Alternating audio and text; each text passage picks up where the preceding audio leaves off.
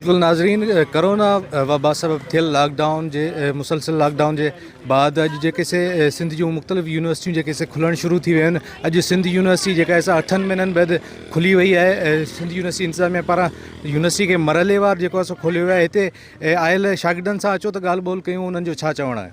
ख़ुशी थी त 8 महीननि बाद वरी असां जेको आहे इल्मी दर्सगाहनि जे तरफ़ आया आहियूं ऐं उहे साॻियूं रौनकूं त नथा चई सघूं, छाजे करे मरहलेवार क्लास हलाया पिया वञनि। पहिरीं जेको मरहलो हूंदो हुन में पहिरें ईयर जा ऐं जेको आहे सो थर्ड ईयर जा ॿार ईंदा, वरी 15 ॾींहंनि खां बाद सेकेंड ईयर ऐं फाइनल ईयर जा ईंदा। सो तंहिंजे करे उहो त जेको आहे सो जेको पहिरीं हिकिड़ो मज़ो हूंदो हुयो, रौनकूं हूंदियूं हुयूं, पढ़ाई थींदी हुई, मस्ती मज़ाक़ थींदी हुई, उहा त थी कोन थी सघे। पर उनजे बावजूद बि जेकॾहिं असां ॾिसूं त 8 महीननि बाद यूनिवर्सिटी खुली आहे। इहो हिकिड़ो असांजे लाइ, ॾिसो हर क़ौम तालीम सां तरक़ी कंदी आहे। असांजी तालीम जेको आहे सो 8 महीननि खां बंदि हुई, हींअर खुली आहे ऐं असांखे अहिड़े जेको आहे सो तरक़ी याफ़्ता मुल्क में कोन था रहूं जिते जेको आहे सो ऑनलाइन सिस्टम जे ज़रिए असां एतिरो कुझु सम्झी ऐं परखे सघूं। सिंध जा नौजवान खोड़ सारा अहिड़ा आहिनि जिन खे जेको आहे सो इंटरनेट जी फैसिलिटी न हूंदी, ॿियूं के शयूं न हूंदियूं।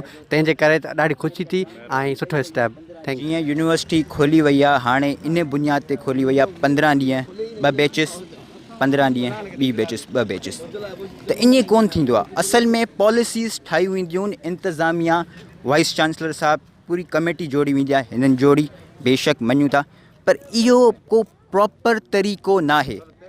स्टूडेंट ते अञा शागिर्दनि ते वधीक बर्डन अची वेंदो। जीअं त ॾिठो वञे त असां अॼु आया आहियूं, जीअं 2 नवंबर ते असांजी यूनिवर्सिटी खुली आहे, त 8 महीना असां जेको घर हुआसीं ऐं असां इलाही डिस्टर्ब थी विया हुआसीं। बल्कि जेके असांजा एग्ज़ाम थिया हुआ ऑनलाइन, उन्हनि में बि इलाही डिस्टर्ब हुआसीं त कीअं पढ़णो आहे, छा पढ़णो आहे। ऑनलाइन क्लासिस जॾहिं थियूं हुयूं असांजूं, त असां सेमिस्टर कवर कोन करे सघिया हुआसीं, छो त इलाही लाइटुनि जा इशू आहे, बारिशुनि जा, तव्हांखे पाण खे ख़बर आहे। पर अगरि वरी अगेन असां आया आहियूं त स्टडी जेका असांजी बंदि थी वेंदी, 15 ॾींहं हिते स्टडी कयूं, 15 ॾींहं घर, त वरी उहो ई असां डिस्टर्ब थी वेंदासीं। त इहो ग़लति आहे, फ़ैसिलो रेगुलर रखियो वञे तो बेहतर है। यूनिवर्सिटी ऑन हुई तो हमें बहुत मज़ा आ रहा है, बहुत अच्छा लग रहा है। और घर में थे तो ऐसा लग रहा था जैसे कैद होके रह गए, और अब जब जैसे यूनिवर्सिटी ऑन हुई है तो हमें बहुत अच्छा लग रहा है, बहुत मज़ा आ रहा है। और ये कंटिन्यू रहना चाहिए, ऐसा नहीं होना चाहिए कि दोबारा से लॉकडाउन लग जाए और फिर हम दोबारा कैद होकर रह जाए। जी बिल्कुलु नाज़रीन, तव्हां हिते जे शागिर्दनि ऐं शागिर्दाणियुनि जूं ॻाल्हियूं ॿुधियूं। उन्हनि जो इहो ई चवणु आहे त 8 महीननि खां पोइ जेका सिंध यूनिवर्सिटी खुली आहे, हिकु सुठो अमल आहे। पर उन्हनि सां गॾोगॾु शागिर्दनि पारां इहा बि शिकायत कई पई वञे त जेका मरहलेवार 15-15 ॾींहं शागिर्दनि खे घुराए पियो वञे, इन सां हिननि खे परेशानी खे मुंहुं ॾियणो पवंदो। हिननि जो चवणु आहे त मुकमल तौर ते यूनिवर्सिटी खे खोलियो वञे, जीअं हू पहिरीं जीअं तालीम हासिलु करे सघनि। रहमान मेमन, टाइम न्यूज़, जामशोरो।